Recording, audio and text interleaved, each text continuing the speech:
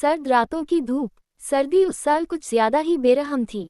जनवरी की ठंडी हवाएं जैसे हड्डियों में उतरकर दर्द पैदा कर रही थी।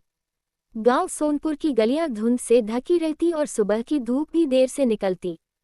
इसी ठंड में रामदीन की हालत दिन ब दिन बिगड़ती जा रही थी।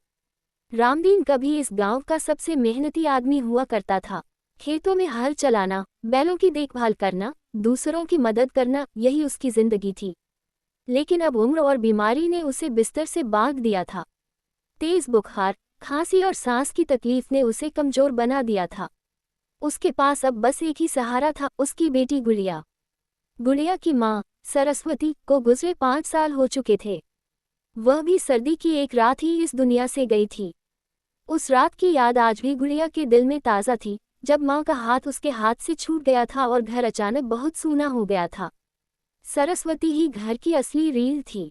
रामदीन खेतों में रहता और घर की पूरी जिम्मेदारी सरस्वती निभाती। माँ के जाने के बाद जैसे घर से रोशनी चली गई हो। अब वही गुड़िया, जो कभी माँ की आंचल में छुप जाती थी, खुद माँ बन चुकी थी अपने बीमार पिता की। हर सुबह गुड़िया सूरज से पहले उठ जाती, लकड़ियाँ जलाकर चूल्हा सुलगाती, पिता के लिए काढ़ा बनाती, फिर उनके पैरों और छाती पर सरसों का तेल मलती। बाबू, थोड़ा गरम दूध पी लो, वह प्यार से कहती। रामदीन उसकी ओर देखता और हल्की मुस्कान के साथ कहता, तू बिल्कुल अपनी माँ जैसी बन गई है गुड़िया। ये सुनकर गुड़िया की आंखें भर आती, लेकिन वह खुद को संभाल लेती। उसे रोने का हक नहीं था, कमजोर पड़ने का नहीं। रातें सबसे कठिन होती। ठंडी हवा दरवाजों से भीतर घुस आती और रामदीन की खांसी तेज हो जाती। कई बार उसकी सांस अटकने लगती। एक रात रामदीन ने कांपती आवाज में कहा, गुड़िया, अगर मुझे कुछ हो जाए तो। गुड़िया ने तुरंत उसका हाथ थाम लिया। ऐसा कुछ नहीं होगा बाबू, आप ठीक हो जाओगे। लेकिन उसके दिल में डर बैठ गया था, वही डर जो उसने माँ को खोते समय महसूस किया था। जब जब गुड़िया थक जाती, उसे माँ की बातें याद आती।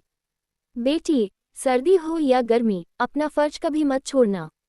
प्यार सबसे बड़ी दवा होती है। गुड़िया उसी प्यार से पिता की सेवा करती। पैसे कम थे, दवाइयाँ महंगी थी, लेकिन उसने हार नहीं मानी।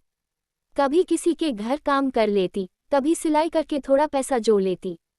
एक सुबह रामदीन की हालत बहुत बिगड़ गई। तेज बुखार और बेहोशी। गांव का वैद्य बोला, शहर ले जाना पड़ेगा, नहीं तो मुश्किल है। गुड़िया के पास पैसे नहीं थे। उसने माँ की आखिरी निशानी चांदी की पायल उतार दी और बेच दी। उसी पैसों से पिता को शहर के अस्पताल ले गई। कई दिन अस्पताल में गुजरे। गुड़िया वही जमीन पर बैठकर पिता की देखभाल करती, न ठीक से सोती, न ठीक से खाती। एक दिन डॉक्टर ने कहा, खतरे से बाहर हैं, आपकी देखभाल ने इन्हें बचा लिया। गुड़िया की आंखों से आंसू बह निकले। ये आंसू डर के नहीं, राहत के थे। कुछ हफ्तों बाद रामदीन घर लौट आया। अभी भी कमजोर था, लेकिन जिंदा था। सर्दी धीरे धीरे कम होने लगी और धूप तेज होने लगी। एक दिन रामदीन ने गुड़िया से कहा, बेटी, तूने मुझे दूसरी जिंदगी दी है। तेरी माँ आज होती तो तुझ पर बहुत गर्व करती। गुड़िया ने आसमान की ओर देखा। उसे लगा, माँ कहीं ऊपर से मुस्कुरा रही है। उस सर्दी ने गुड़िया से बहुत कुछ छीन लिया, नींद, बचपन, आराम। लेकिन उसी सर्दी ने उसे माँ बना दिया, मजबूत बना दिया। घर अब फिर से गर्म था, अलाव से नहीं, प्यार से।